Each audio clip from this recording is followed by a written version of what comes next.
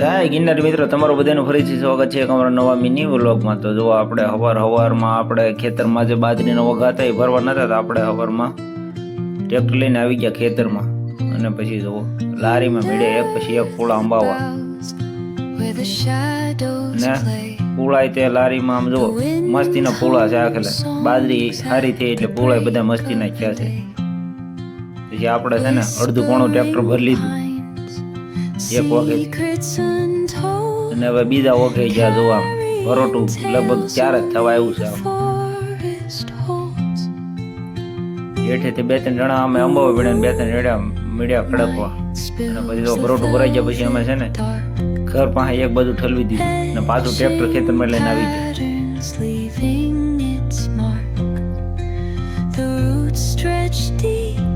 આ 2-3 વોગા છેલ્લે આવી ગયા છે એ આપણે ભરી લીધા. અને પછી જો દાળી આવી જાય પછી આપણે આવી ગયા ખેતરમાં, આપણે થોડો મીડિયા મોગરા.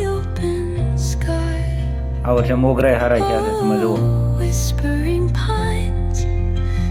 મોગરા હવારમાં ઝાકળ તૂટે હારા, ખરે નહીં ધરે. મોગરાનું કામ પતી ગયું પછી અમે આવી ગયા ખેતરમાં, અને અમે ડુંગળી ખાઈને મીડિયામાં ડુંગળી મોળવા. આ વર્ષે તો કે ડુંગળીનું બજાર તો થોડું ઘણું કેવરાવે છે, ડુંગળી તો મોળવી તો પડશે તે.